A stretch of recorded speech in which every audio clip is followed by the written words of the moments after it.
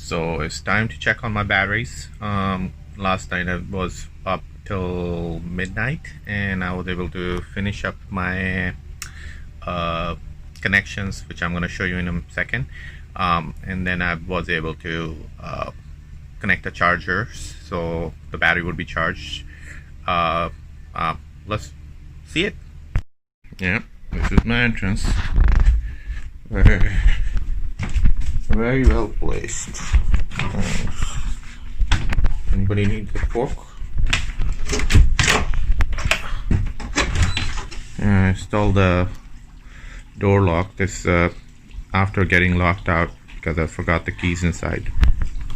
I have a backup to this too.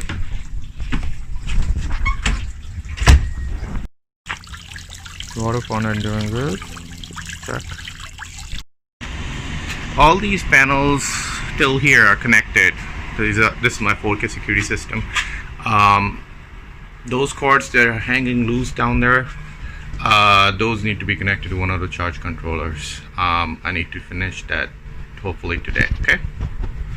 So the sky is still very cloudy, but look at this. Yeah, it's charging. I'm making 335 watts right now on a 1500 watt, or no, actually 1400 watt solar array. Or no, this one is connected to 1500. Yeah, okay. So far I have generated, oh, there you go, 67.3 kilowatt hours. Yeah, that's quite a bit of energy generated on this charge controller only, which was the first one I connected. So this particular charge controller is connected to a different battery bank right here. See that? Last night I was able to connect these bus bars. This is a 12 volt setup. I decided to go with 12 volt on this side. Everything here is going to be 12 volt, 24 volts.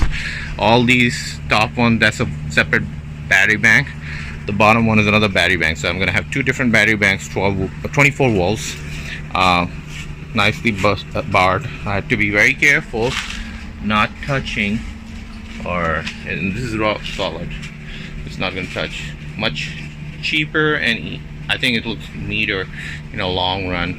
Cables hang loose, they can get caught up in something. This is like permanent. So this is going to be 40 kilowatt hour 24 volt bank. It's about 1600 amp hours. This guy right here is 24 volt also. There are about 14 batteries connected. Actually I have 7 right now connected, but I'm going to connect the rest of the 7 too on that side. So 14 batteries will make it about 1400 amp hours. In other words, what is it? Over 30 kilowatts. Actually it should be around 15 would be 30. So you're looking at yeah, a little bit over 30. Okay. Alright, so this is the Xantrex or Trace, same thing. They bought Trace. This is a little bit better display. I like that. The other one had a little display. It's a Plus model. I tested it out with temporarily connecting the outlet to it. This one does work, so does that one. This one right here is about 4000 watts, 24 volt battery hookup, generates about 4000 watts, so it's about 33 amps right there. This can take grid power to charge the battery up to 120 amps, which is pretty cool, but I'm not going to use that feature. I'm just going to be strictly off grid. So all the energy I will produce with the solar panel is what I'm going to be using these for. I'm not using grid to charge the batteries. These batteries go. I had no success with this one with 2 dead cells on each end. I couldn't revive them. They just totally done. This one cell dead. I was able to charge it. I don't know if it's working properly, but I didn't finish the whole charging. But it was taking charge now. If it holds it, then that means that I can save this battery cell. This one I was charging last night too, but I disconnected everything because I didn't want to leave it connected. This main battery is right there. The one with the board, BMS board connected, is the one that actually is the one that's providing all the power to charge these cells. So I isolated this circuit, so I'm not using grid power or anything like that, or big batteries. Just these two batteries are charging each other. These two I still have to work on. Has one cell dead each, so we'll figure out if I can rejuvenate it.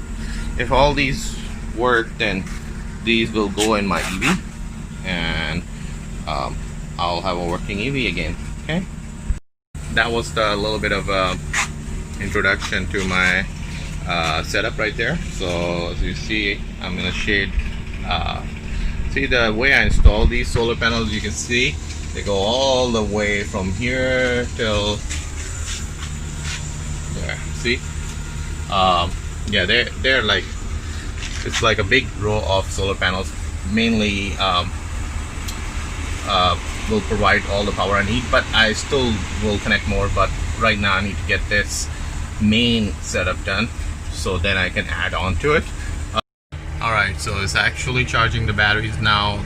I connected a bunch of like it's a second battery. I separate these two out, so I charge this section first, the 7 batteries, and then I'm charging these 7 round, all using the solar power. So once this is charged, then I will connect these two together, so they will basically support both battery sides. This will be a big bank. These 7s are connected to that inverter, and those 7 are connected to that inverter right there. And then I will have a switching connection right here. As you can see, this box supports 2 banks connection, 175 amps. So basically I would have one which is connected to this group right here, and then the second one would be connected to the bottom battery bank. They're a little bit different. These are 7 cells, those are 8 cells, so I don't want to connect them together because this is always going to be lower, so these will be overcharged if I connect them together, so I don't want to do that. So separate bank. Same thing here.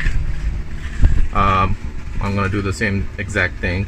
So the big battery bank will be connected right here for the second, and then together this will be around 70 plus kilowatts. So similar to the other side, just 24 volts.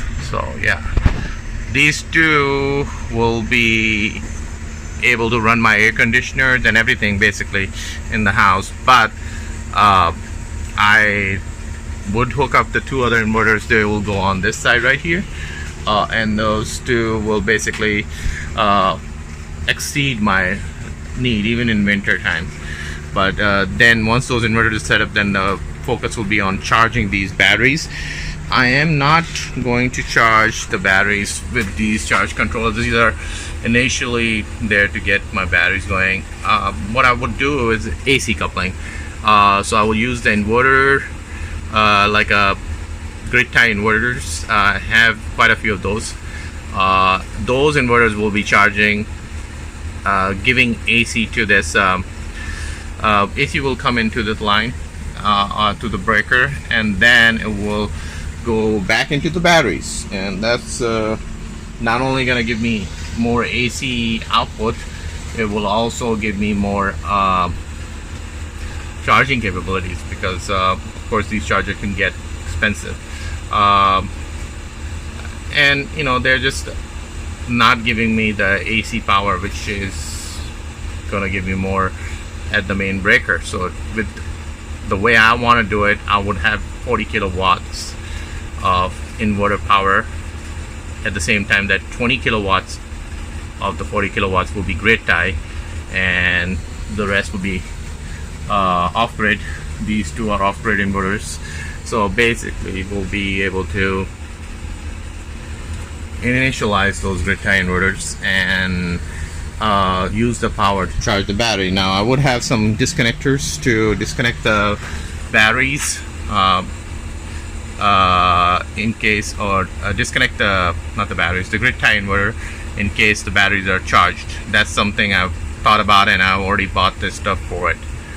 Now in case of some failure, I would have some transfer switches, so I would use grid power if something happened to the inverters here, so I won't be out of power. But I will be hooking up that over here, or actually, yeah, at the second panel. That way I would have some redundancy in case of power failure. But yeah, I love this bus bars setup right here. I notice this actually looks beefier, but these are copper pipe right there. I made it myself. These are hollow. See, this is what it becomes when I flatten it, but I like that, so I left it alone, so they look more beefier. None of these fans are connected on these. They're giant heat sinks on it. These batteries did come from a solar application, so they had a BMS monitoring it. I don't think you need a BMS, honestly, with the amount of draw I'm going to be doing with these batteries. I mean, this is a huge pack for home installation. But yeah, that's should be able to, like, all together I have about 135 or some kilowatts hour. Plus I didn't even mention that I have lead acid batteries sitting there. That's another 50 plus kilowatt, 50 maybe 60 kilowatts. So yeah, all together I would be close to 200. I mean, that's what I have total battery wise, lithium and lead acid. Now I could use those, but I have to be like a backup. So I would charge those batteries, you know, use them in emergencies or if I really need to use the power. But for main, these are going to be my main batteries. Should be enough for years because I'm not going to be drawing as much power up through them, so we'll see. Part of the reason why I wanted it on the ground instead of on the roof is that you need to maintain it. Look at them, they're dirty, and that's because they're mounted flat. The water stays on them, but it's dust too. So see that right there? I can clean it by getting it on the ladder. I still have to figure out a smooth way of doing it. Look how beautiful it looks. See? And look, Maxtrack behind my property. So I've just utilized the wall, the barrier wall that they put in for sound for this purpose. Pretty cool, huh? Yep. Yep, that's fair. So in short, you saw what I had done. Oh, by the way, I forgot to mention, all these mounting that you see behind me, they are done by me in my design.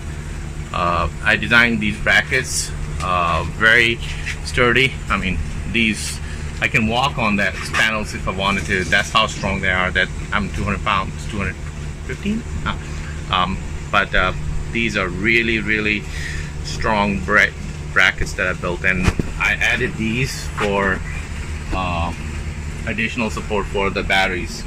By the way, the batteries I have, they are not lightweight, they're heavy. They're like probably close to 4,500 pounds for just the lithium batteries, and the same amount for the lead acid batteries. They're heavy. Okay, so I just checked my meters and both of these chargers are working. For some reason those 6 panels don't get enough light, so you know, you learn.